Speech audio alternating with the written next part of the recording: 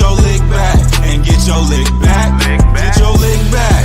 If a nigga owe you something, ain't no chit chat.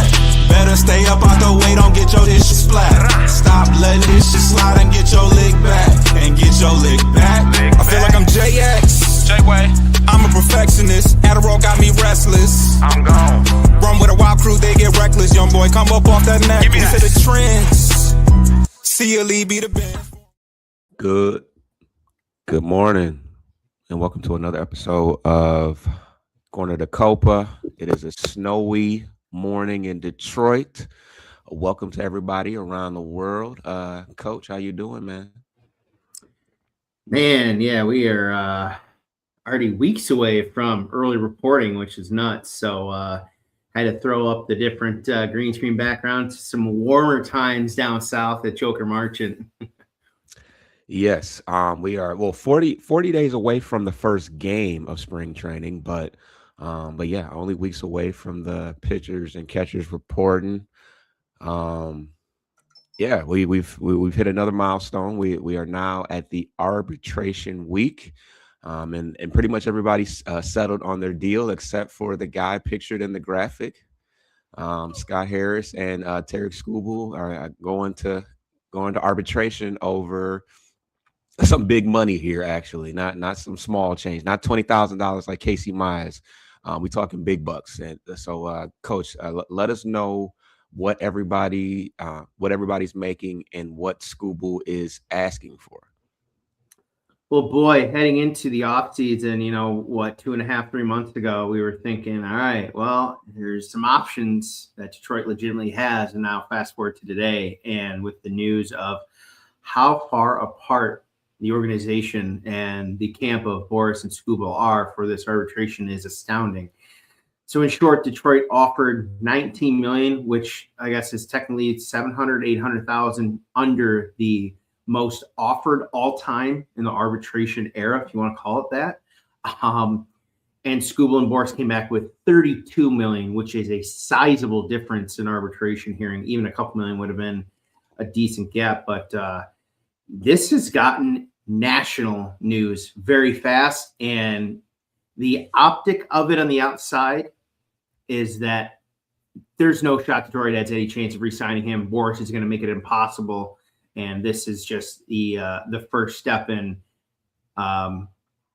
looking at him in a new uniform come whatever lockout ends after next season. So it's going to be awkward. It's setting up for a very awkward year between fans, Skubal. The players going to be professional, but inside they're going to be, it's going to be different. No other team's going to have to deal with this all year except for us. So, but one more year, Skubal will be the last. I'm done speculating at this point.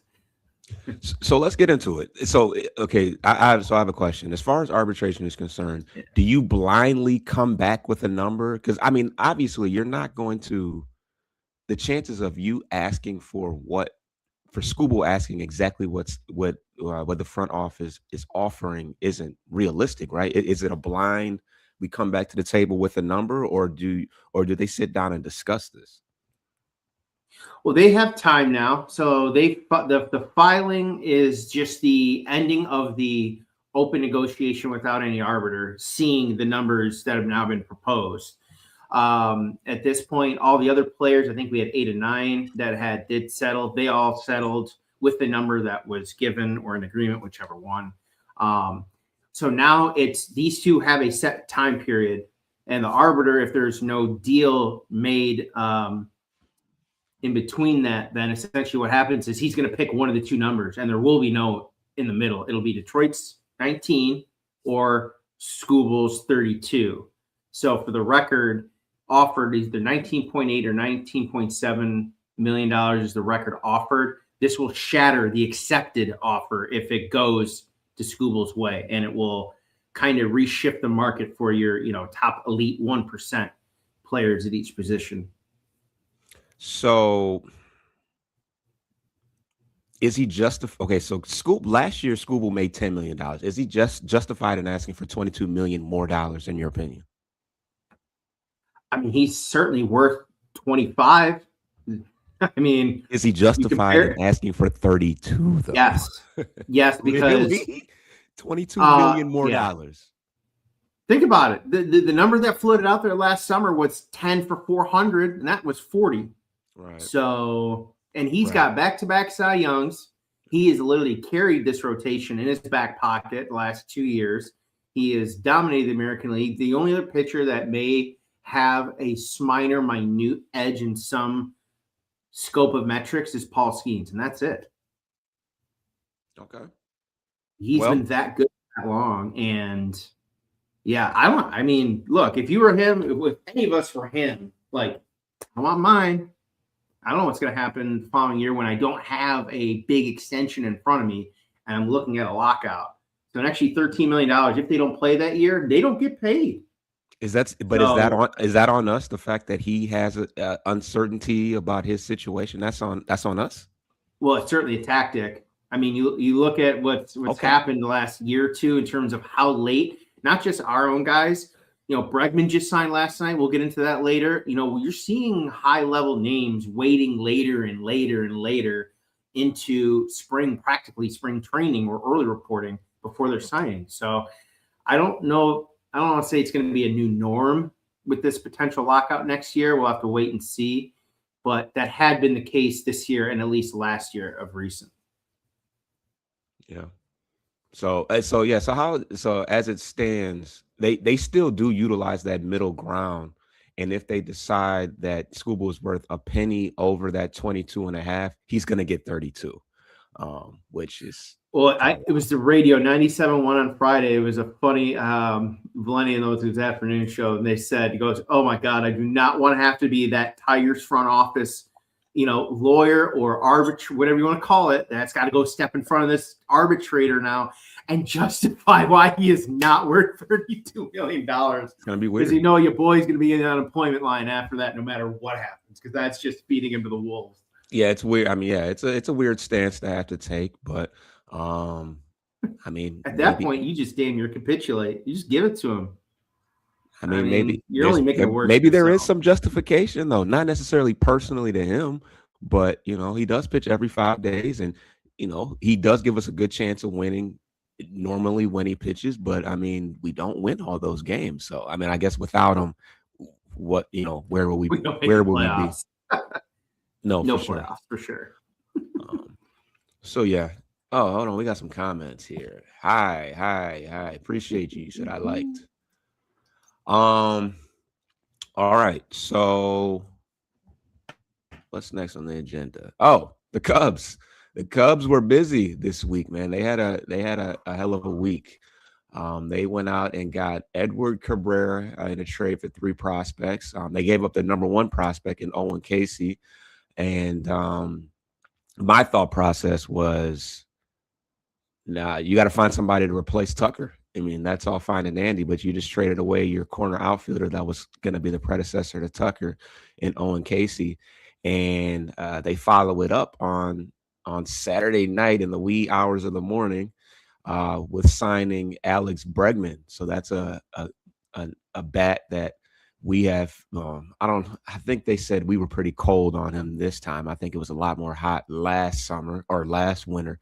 But yeah, they've got their third baseman of the future locked in for what was the contract? So the Bregman deal, as of late hours, early morning hours, 5 years, $175 million. With 70 in deferrals, which actually helps lower the team's AAV to $35 million a year. Full no trade clause and no opt-outs. This leads me to believe that this is his last contract that he'll be signing. In regards to that, it is the 3rd largest contract in value in Cubs history.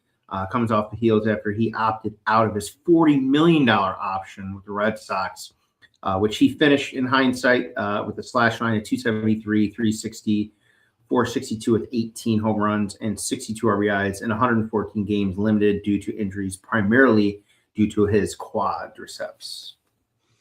And so how does that compare to what we offer? Didn't we offer like 5 for 160 or something like that? Well, we gave him his years. If we're talking last year, we gave him his years that he wanted, but his AEV was lower. He wanted a little more financial security in the opt-out, which I don't think we gave him. Boston gave him that opt-out option, but it's kind of interesting. Look at Boston. They're actually not in a terrible spot. They're still very competitive, and they were able to spin the Devers contract off, and now they're not even on the hook for Bregman anymore. So, I mean, in a weird way, they kind of come out better from this. And frankly, looking at this from Detroit's standpoint now, this is a big win. This is a bigger win for us, not even coming close to him this year compared to last year. Because we probably would be in the lurch with where we go from here. Do we, all that experience that we had gotten at third base with defensive, mix and matches throughout the year, we wouldn't have had. So we kind of would have had a bigger unknown this year heading into third than last year by not signing Bregman. Yeah, I mean, to me, I feel like he just never wanted to be here. I think there were some opportunities for him to. If it was where if this was number one on his list, I think it could have been made to happen. But he just last year would have been the only year to do it, because then it would have been more enticing for Skubal potentially. But alas, we never had that influence of a big signing last year. Right. Yeah. But yeah, the Cubs. So do you feel like they jump? Do you feel like they jumped the Brewers with this move here? I mean, or with both moves. I mean, Brewers were kind of, I don't want to say soft sellers. They didn't really do too much. They're interesting. They're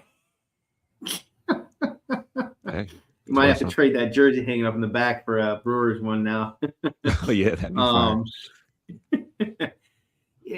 They're interesting. They're kind of like the Marlins of the National League Midwest. They draft well. They somehow cultivate their prospects, and when time comes to pay these guys for their first unrestricted contract or big extension, they're largely looking to move them. If you look at it, Christian Yelich has really been the only player they've given a big contract to in the last 5, 6, 7 years. So that's just kind of the way they operate. But I would think on paper the Cubs definitely put themselves in position to be a divisional contender, if not a short favorite heading into this year.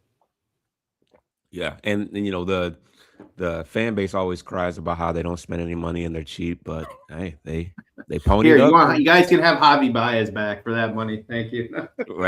Yeah, for sure. But yeah, they made some pretty big moves and didn't really lose out on too much.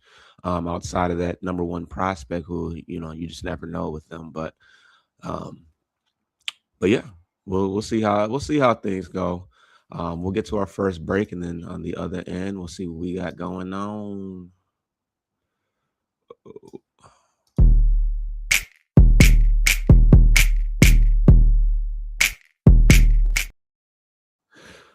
All right, the next segment that we are going to get on is talking about just projections for the upcoming year, and looking at players that could be due to ascend and improve their skills, and those that might be heading towards the regression side of things.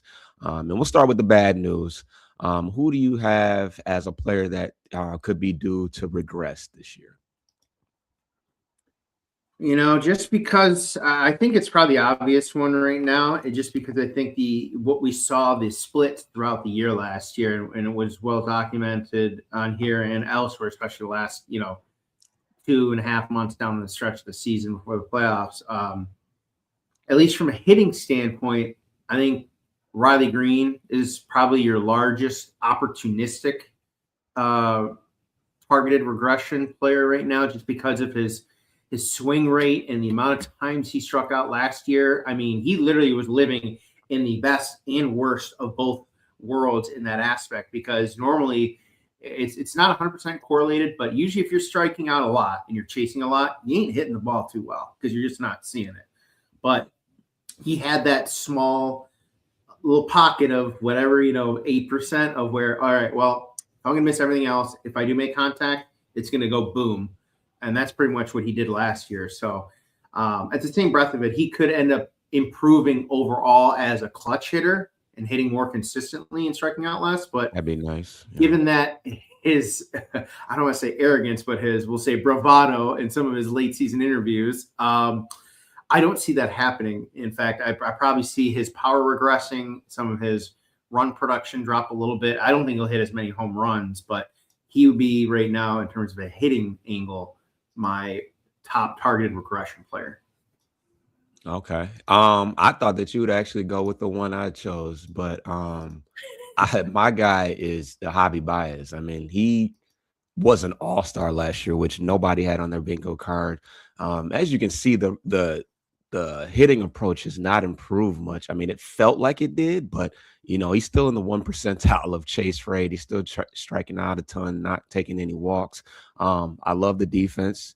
He'll probably get more opportunities to play center field, especially if Parker doesn't get off to a hot start. But yeah, I think there's no way that he's an all-star again next year. So the power is pretty much gone. I think he'll have like a nice week where he'll hit a couple home runs. He definitely hit a couple walk-offs. And one thing about him that's been consistent throughout the whole time is him being able to mash for runners in scoring position. So hopefully that will hold steady. But when you look at the on base and the slug, it's still pretty bad. So as he gets older, he's 33 years old and entering is this his final?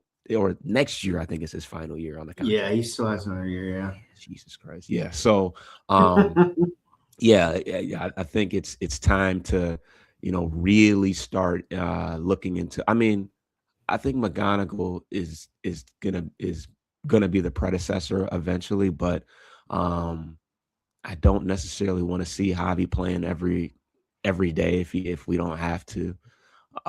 So if that means getting rid of Sweeney, making some room for him, because I don't want to see Sweeney either on those opposite days. So, let's figure it out. Unless he comes back, I think they said that he's making some adjustments to his swing, which is obviously essential right now, because he's not bringing anything to us. But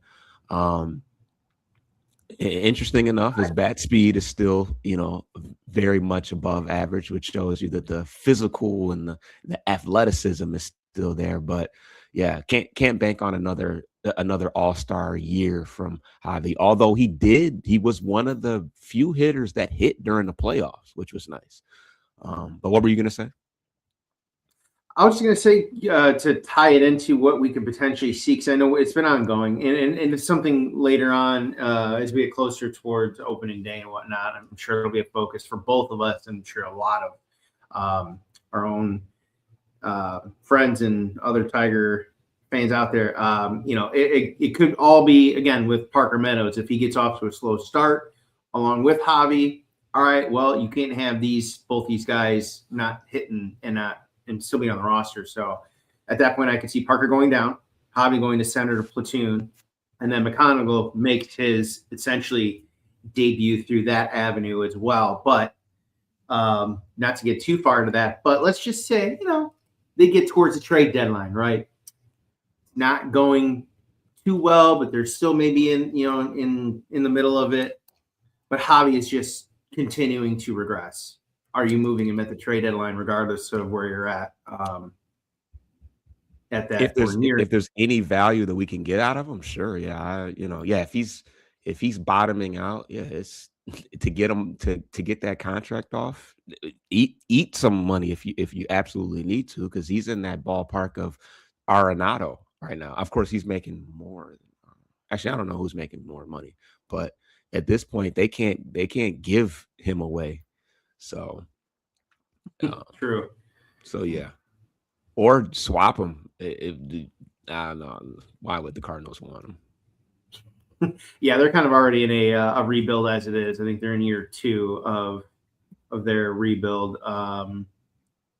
Yeah, Javi's making 24. I think Arenado's making about that. Yeah, it's got to be in the same range, 20-25. Base salary. 32. Never mind. Oh, damn. Well, just, eat the difference. But yeah, Yeah, he wouldn't be able to play shortstop because they got a damn good shortstop, Mason Wynn. But if they need somebody to play some center field, he's your guy. Look at that. It's the 91st percentile, 6 outs above average. That is crazy. I mean, that makes him what the best. That's got to make him one of the best. I mean, granted, it's split between center field. I think it's split about 50-50 between center Yeah, field and shortstop. I'll But say that too. He ain't winning no Gold Glove. He ends up playing the bulk of his defensive innings in center field next year. I mean, he makes good plays. Don't get me wrong, but the range compared to Parker and a more traditional outfielder, it will fall short in sizable comparison. yeah. Yeah, I mean, it's just not I mean, it doesn't look 100% comfortable for him. Yeah, I mean, you look at his sprint speed, he's only 50. So, yeah. Yeah. If it was any other ballpark, it would actually be a better fit. But the problem is we've historically, since it's opened, despite our 3 bring-ins of the walls over the last 10 years, we're still among like the top 15 largest spacious outfield for outfield defenders to have to track and manage out there. Is Harrison Bader still out there? I believe so. Yeah, I thought he signed with someone. Harrison. I think the speculation is he'll go back to Philly, but I want to say he's still out there. Yeah, he declined his Player mutual option, so it made him a free agent. I think he's still out there. But I don't. Yeah, I think he's still out there. Wait. So did you have? I did see there was a slew of the after the arbitration signing settlements the other day. I did see a slew of minor league waiver wire claims, including the release of the Orioles let go of Big Christmas that they got from Cleveland. Yeah, and there was one other player of note.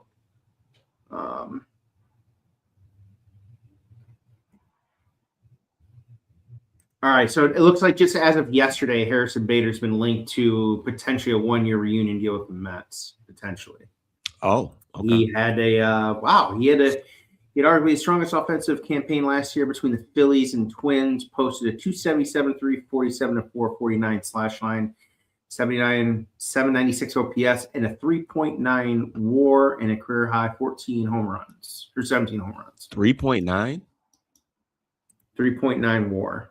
In only 146 games. But I feel like a lot of that, to your point, is tied defensively too. I mean, that's an okay slash line. That's actually not bad at all. I'd say, 80th on average. It's still a little bit above average, but OPS 824 down the stretch in 24 games heading to the playoffs.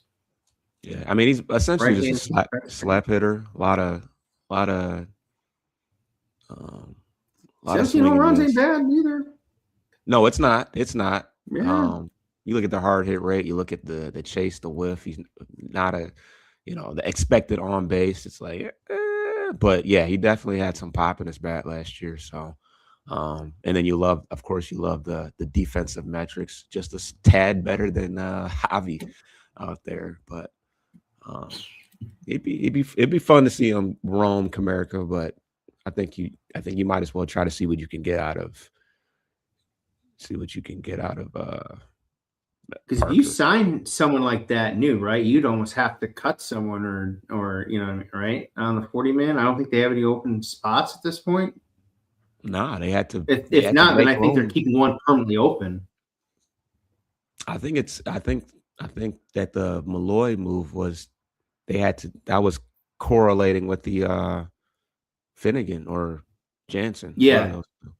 The formality of Jansen signing then created that +1 on the roster that they had to. But I think that was a formality because they had already placed him on waivers, so they go through that process and they get X amount of days to work out a trade before he just becomes a minor league free agent. But yeah, I mean, it'd be nice to see. I think he wants to play for a contender too. And while divisionally we are, in terms of the greater scope of the American League, you look. I don't think they look at us and say this is not a contender. Oh no, and I don't mean. I should say clarify. World Series legitimate, like top 2-3 AL. Like we have a better than 20% chance of winning kind of deal. I'm generalizing some of these numbers.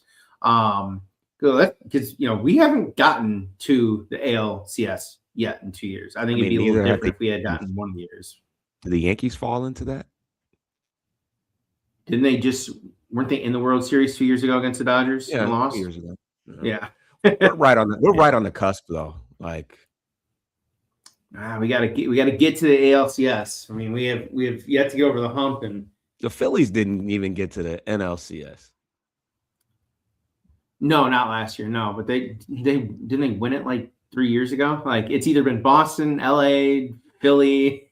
You know, we're in the we were literally a arm or a bat away. Yeah, we're behind. Peek behind the curtains a little bit. You can see our feet and our legs sticking underneath the curtain there. Just peek behind the curtain a little bit. We're there. Try and poke out. Do you have a pitcher that you could be up for a regression in your opinion? Pitcher regression? Ooh, that's a good question. It's we'll just start. I'm assuming we'll just go rotation guys to keep it simple. Yeah. Yeah, well, that's tough too, considering the injuries they've had. I don't really want to say Scooble because that would potentially spell the doom of the season if he were to regress, truly regress. I'm gonna say Jack Flaherty. He is logged a lot. Can he of regress innings. more? Well, he got. That's the thing. His health is one thing, but from a repertoire standpoint, he's pretty much a 3-pitch pitcher, and he relies on 2 of them heavily. Which, after what we saw with Tommy Kahnle over the last year and a half and change, and to my, I'll bring it up. You said the comment of Finnegan's his velocity up to like 99 or 98. Yeah, that's crazy, bro. I mean, I doubt we'll see that, but. He falls in that category. 2-pitch pitcher, change-up fastball, like that's great. And they got the I know that was the one thing they worked on with the trade with Feder. They wanted to recalibrate his percentage of pitch mixes to become a little more unpredictable, and it worked beautifully. But now that blueprint is probably going to stay in place for next year because he only has 2 pitches, what are you going to do differently that's going to be enough of a variance to still keep these hitters off? And I think that's the biggest question for Flaherty going into next year, because all the other guys around him, all the other pitchers have been hurt for chunks in the last 2 years. And we won't see Joe probably realistically at all this year. So you take him out of the equation. Flaherty and School will become the only 2 pitchers that in the last 2 years, minus us trading him, have been the staples in a rotation. And probably Casey Mize to a degree, but he is a much better pitcher heading into this year than he was heading into this point last year. Yeah, so my prediction for a possible regression is definitely Casey Mize. He had a very strong first half of the year, but a much slower second half. He actually had, I mean, all in all, he ended up with 14 wins. I think Scooble only had 12. Yeah, he won the team dub train. But I was going through the run support category to see who's been, the benefit of the most run support, and Casey Mize is actually top 5. Matter of fact, let's pull it up here. I got it. Like in all of Major League? Yep. That's crazy. I figured he had the team lead for sure last year. Otherwise, Scuba would have won like 19, 20 games for sure, and it would have been a runaway unanimous MVP at the trade deadline. But that's crazy. Yep. So in 30 games pitched last year, he got an average of 5.73 runs per game, which is why, I mean, he had an ERA of 3.87, so it's not like he was just up there just throwing beach balls. But he was definitely the benefit of about 6 runs per game, which will pad your win record a little bit. But of course, some other obvious names on here: Clayton Kershaw plays for the Dodgers, Max Fried plays for the Yankees. Obviously those teams put some runs on the board. So you look at the peripherals as far as the Savant page, and you see, he definitely keeps the ball in the strike zone. He's got a good, extension, which helps his fastball velocity, but still a lot of hard contact, a lot of barrels, and a lot of balls in the air, which is not always good. But He started. I don't know how many start. Oh no, 30 starts last year, and so he was healthy the entire year, right? Yeah, I 100.9. think the only reason why he probably had less starts than some of the other guys on that list was due to that chaos day and pushing and extending guys out. I'm sure he lost a start or two along the way in that mix of constant reshuffling in that rotation. Yeah. So 28 games started, and I think yeah, 28 games started. It said 30 on that other graphics. I don't know what that's about. Maybe because those are bullpen days or whatever. But in the playoffs, probably in the playoff appearances. Oh But yeah. a nice comeback from last year. Obviously, he was hurt a ton last year. He went on a 60-day, I think, last year. It was only 2-6. They had the arbitration situation. So, yeah. So next year he'll be up for a legitimate contract. So, Yeah, because last year heading into this point, it was between him and Alex Baedo. Remember, we were talking one of these two guys is probably going to have to go, despite them having still team additionally a year beyond heading into this year team control, which Baedo did, and we ended up moving him to Tampa, kind of back where he's from, and a Florida graduate and NCAA champion. But yeah, that's been big. Frankly, he needed it. I don't want to even begin to think about what last year would be if Mize had not taken that step forward. We probably would be looking at a rotation of no legitimate like guys other than Scooble, who at this point is on his looks like to be on his way out, with no one really behind him to help stabilize, 2, 3 until you get to a healthy Jackson Joe. But yeah. So, yeah, depending on what happens with Scooble, if we end up moving him, Myers is essentially your ace. So, kind of spooky to think about. We're gonna get to the last break, and then we're gonna talk about ascensions.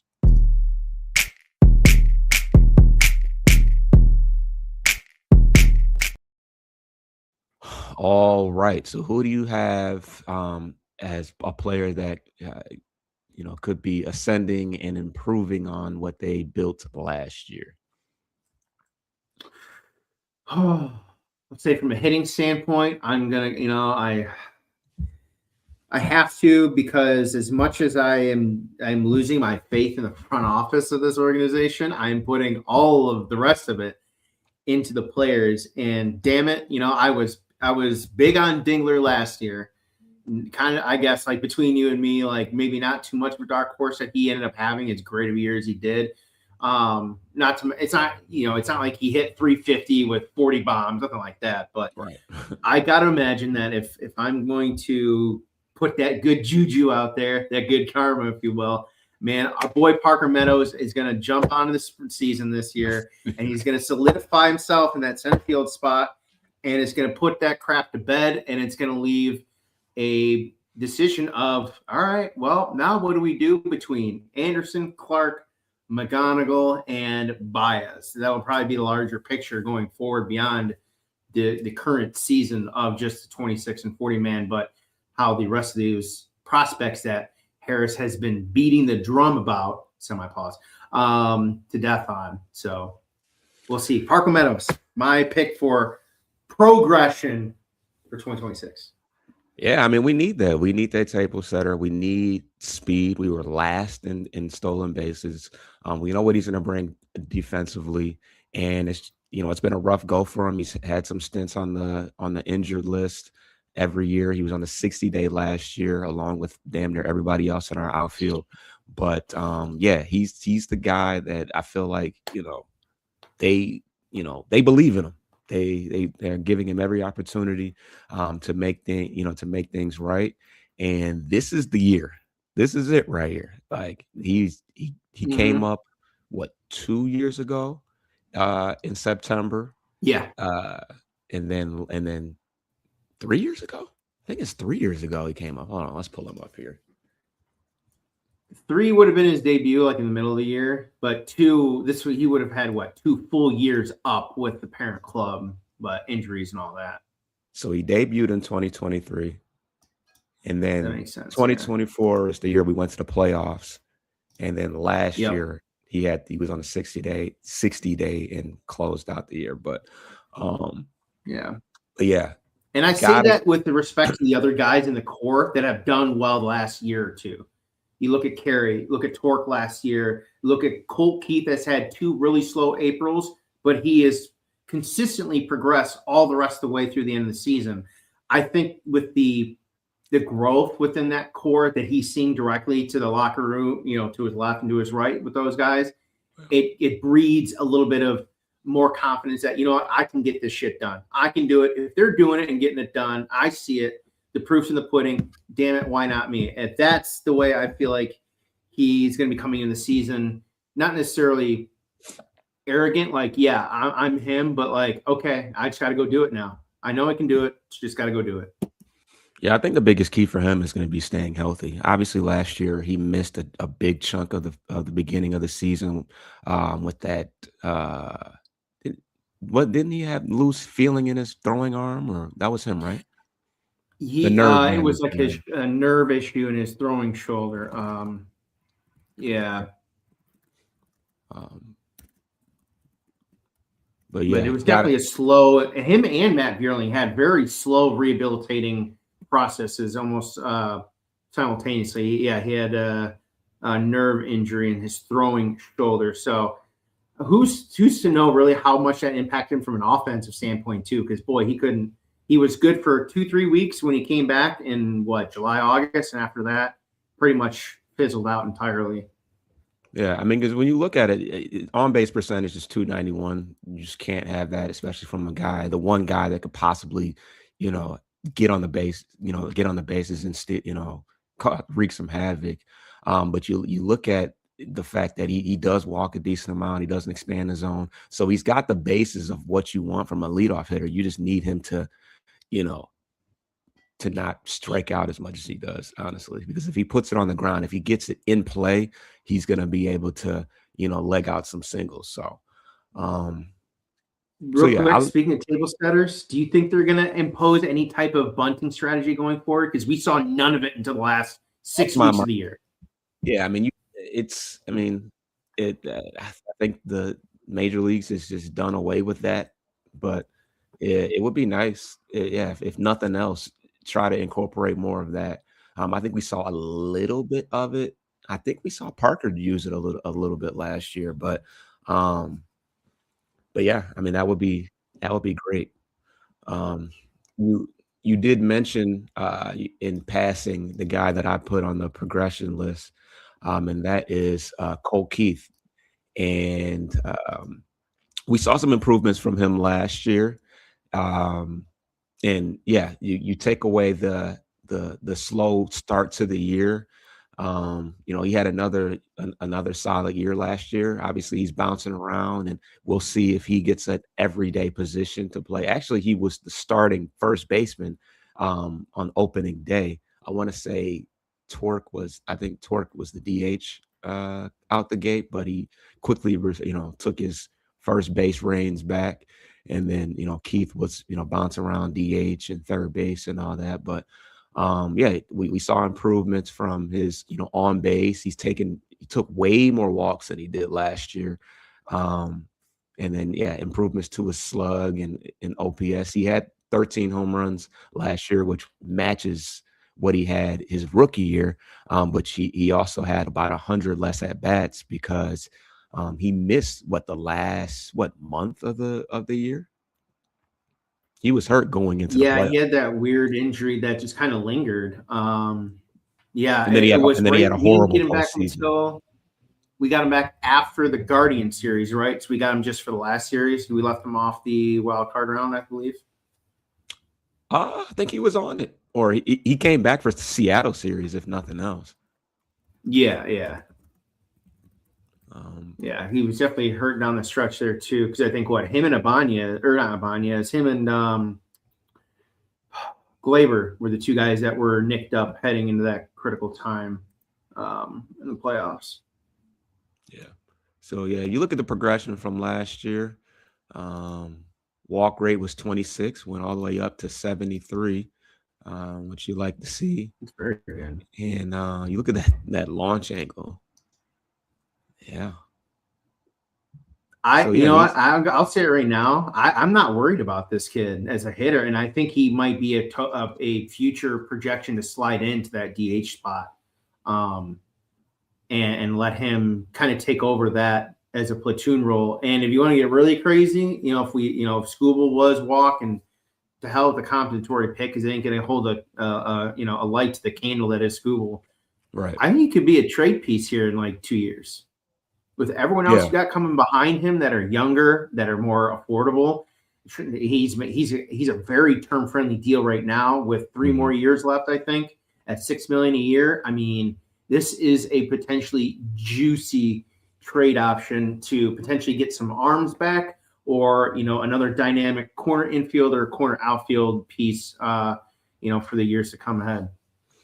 Yeah, I mean, I would imagine teams like his defensive versatility. He can play first, he can play second, he can play third, and yeah, he's a on base guy. So yeah, when it's time for Briseño to come up, I mean, we're gonna need that DH slot open because I don't see him playing very much catcher, and we'll see how long Torque holds on to that first base spot, but. Yeah, I think eventually down the line, yeah, he would be a nice trade chip, especially if he continues to progress. So yeah, Cole Keith. I got Cole Keith as my prediction of a guy to progress. But the last bit of news we got was that we've made some calls and checked in on what's his name, Luis Giolito, or what's Giolito? Lucas Giolito and Bassett. Chris Bassett, yeah. So let's pull these guys up. Now, what are the terms that we would have interest? Oh, we got Troy in the building. What are the what are the terms that would make it to where we would be able to afford them, I guess? Well, the speculation that I saw the other day that I shared with you is that the Tigers are actually they're generally talking to these two and have them on their short list. They're intrigued, but it comes from a financial standpoint. They're waiting to see what happens with this Scooble arbitration situation, because if they have to shell out an extra $13 million for him, I really think that eliminates one, if not potentially both options from even going further at that point. So if they don't and they side with Detroit, I would think you base that off of 13, 15 million at most. 1 year deals, anywhere between 6 and 10 million each, maybe on average. Maybe on the low. I would say Bassett would be much lower, because Giolito, remember, came from the White Sox originally. Strikeout guy. He was an all-star, so he's going to carry a little bit more naturally, just given his track record and his experience. But God, if we give another guy like 15, 20 million, like a Cobb or Maeda, but here we are. We're talking about two guys that are over well past their heydays, if you will, and they're just looking to stay in the league. And Scott Harris is open for business at the Kmart Blue Light Special Checkout line. So Troy says, Scooble, Mize, Flaherty, we are looking to have another top rotation here. No, I agree. Melton, you throw in Melton, and yeah, you throw in Melton, and then you push some of those guys to the middle relief, like Montero, who can give you some starts and be decent, solid. Because Kiter's just always around. He's always hanging around. But yeah. What was I about to say? Oh, so yeah, Lucas Giolito, he's definitely past his prime years. He had a good year last year, though. Wins and loss, aside, 10-4 record, 3.41 ERA. The peripherals don't look great. But you know what? That's the reason why I was looking up run support, because I'm like, you look at these, you look at the peripherals. It's like, how did this guy manage to go 10-4 last year? But he wasn't really the benefit of massive run support, ironically.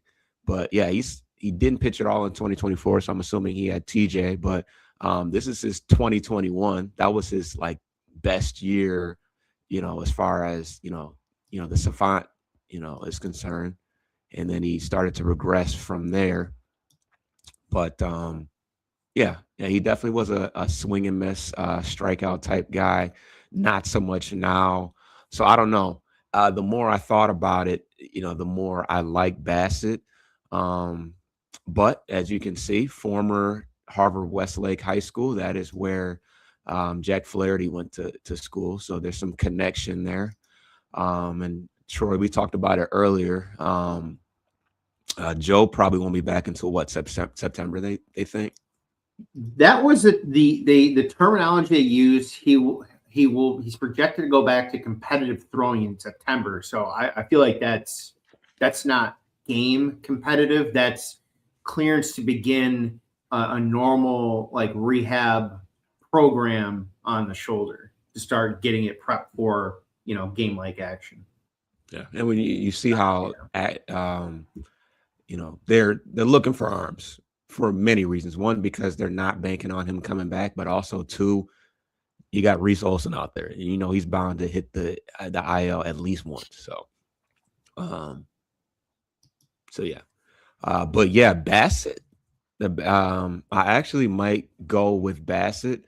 That's the person I would prefer. He's been a workhorse. This guy, I think the last 5 years has had double-digit wins every year. Let me pull him up here. He's bounced around the last 2 years, right? I think he's been kind of like a 1-year rental player for the most part.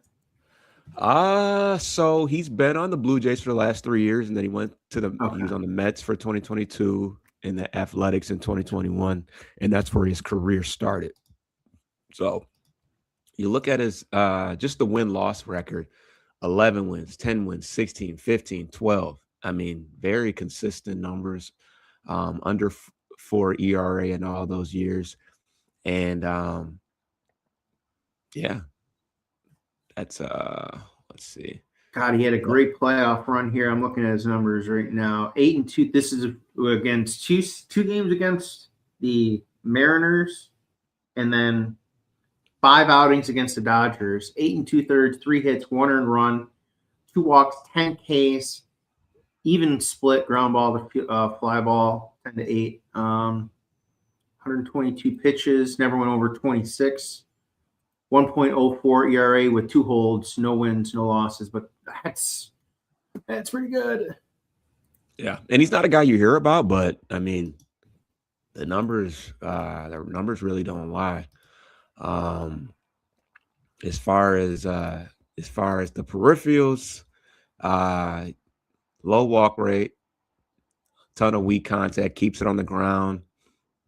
Average exit velocity, yeah, just a ton of weak contact. He's not going to strike guys out. They're definitely going to put the ball in play. But if you surround him with some good defensive players, which is what he had in Toronto, and then you look at his pitch mix. Oh my God, 1, 2, 3, 4, 5, 6, 7, 8 different pitches that he uses. Obviously, only like 5 that he uses. Only 3 that he uses primarily, but he's got quite the repertoire of pitchers. I mean, pitches everything in the he's definitely a 4-pitch. That was it. Yeah. You got FC cutter, 4-seam fastball. Did a slider, the first pitch? Yeah, slider. What was that? 4-seam? Was that 4-seam changeup? Yeah. It's FC 4-seam? No. Fork. I don't know what that is. Yeah. Well, yeah. Well, the blue's obviously curveball, not a cutter. Yeah. 4-seam fastball, 9%. No, 4-seam is FS. Fork? No. No, 4-seam fastball. Yeah. But that's FS though. What the heck is FC? No, 4-seam fastball is 2 Fs. 4-seam is hyphenated. Okay, so what's FC? There's got to be a legend down there. Yeah, let's see. Oh, 4C is fastball. What the hell? Then what is? Yeah.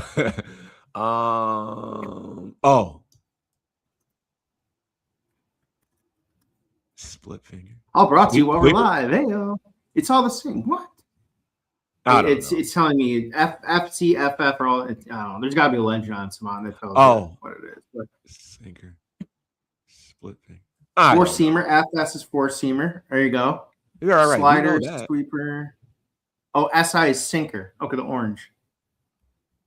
All right. My guess is that it's one or two of those he doesn't throw anymore. Go back to 2024. I just want to see what his usage split was the year before. You're good.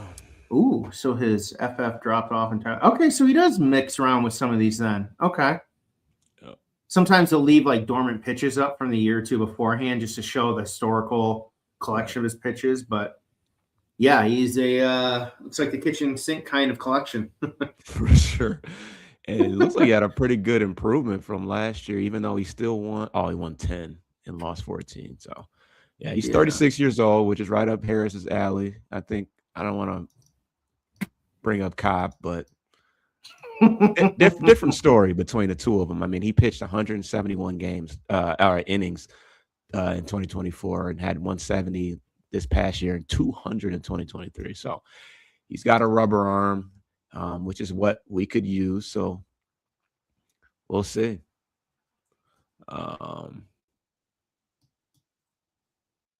So yeah, so between the two, Bassett is the more preferable guy.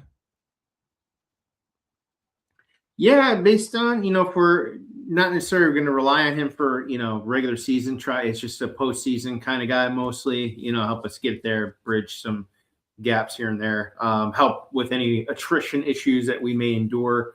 A guy like him coming off a postseason like that, there's no way he's taking a minor league contract. It's going to be a pro level deal. So, because some of these guys might be looking like, okay, I might have a year or two left.